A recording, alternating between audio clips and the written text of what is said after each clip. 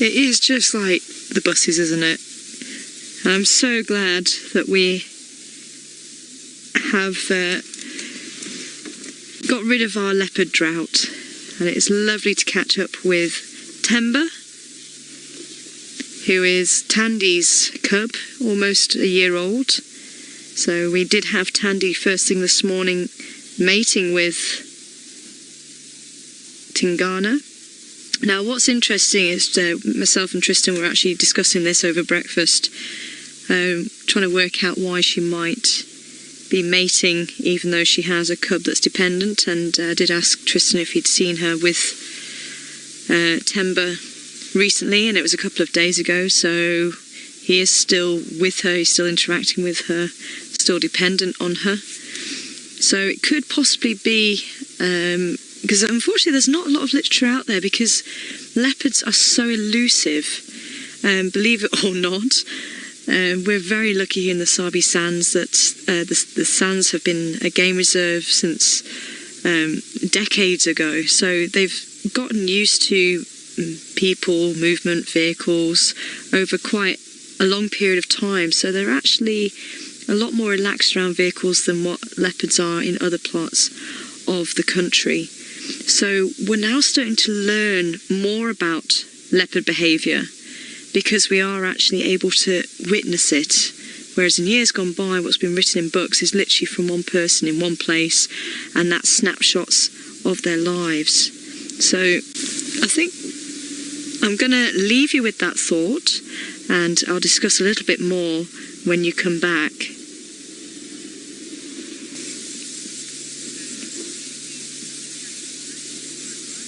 Sure.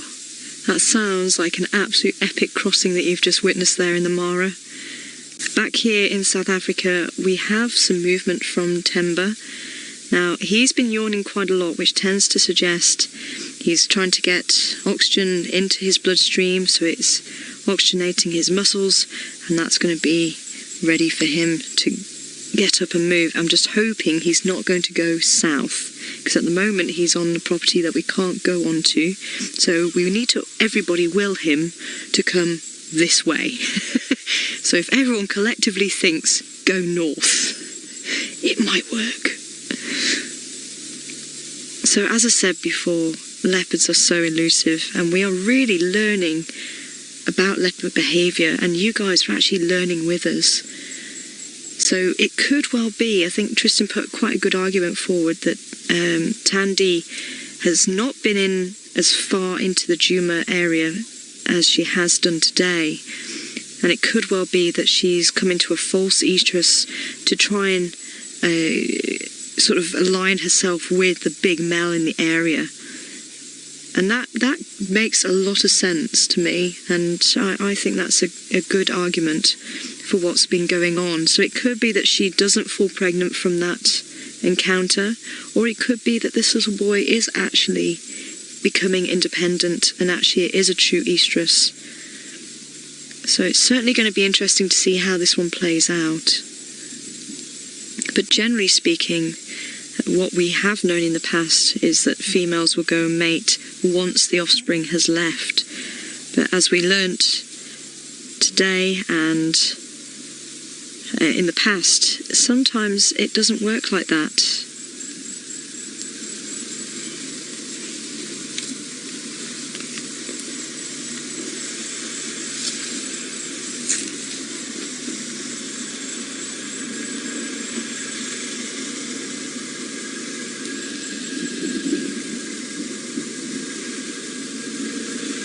Okay.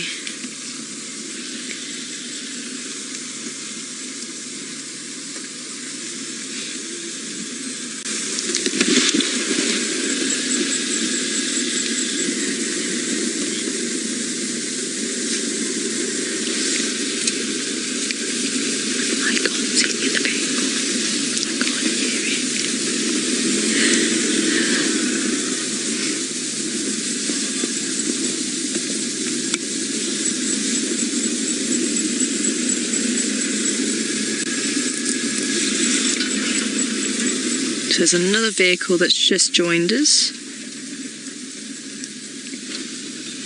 Pisces Bobby, definitely a gorgeous kitty cat. And he is beautiful. I can see he's actually got the markings like Mishu, his half-brother. He's about 3 years old.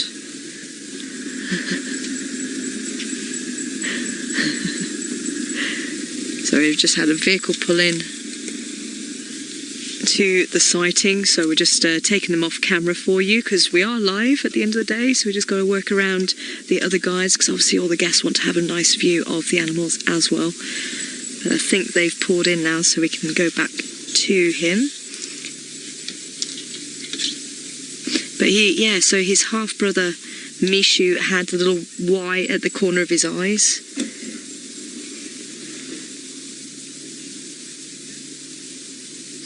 Hi Richard, and that is a question that we'd all like the answer to. How many leopards are there in Africa? Because leopard are quite widespread, I think they've gone under the radar a little bit. I think people have overestimated leopard numbers quite dramatically, and there was actually a paper that came out last year that then questioned. I think there's going to be another vehicle. Oh, I think that might be a different sighting then. So I just might have to make space for somebody to come in. So, as I say, it is difficult because they are just so elusive. So it has been difficult to count them. But now with technology, with camera traps and things like that, as I've been using in my own research, we've actually been able to shed light on the fact that perhaps there's not as many leopards as what people think. They actually think now that they've been reduced from about 70% of their original range. Now that's a huge amount of decrease. There we go. He's up and moving. No, wrong way, come this way. Thamba, come here. I don't want you to go that way. They always say don't work with children and animals, and this is exactly why. They don't do what you ask them to. Look at that. And gone. And that's exactly why it's so difficult to know exactly how many leopards there are. Because 1 minute they're there, and next minute they're gone, and if they don't want to be seen, you will not see a leopard. I am so chuffed we got a chance to see him though, but I think he is going to carry on south. I had that inkling that that's what he was going to do. He kept looking off into that direction. But magic to see him, and I'm glad you guys got to see him as well. So we've seen another member of Karula's clan, if you like. Tandy obviously being Karula's first cub and Thamba's mother.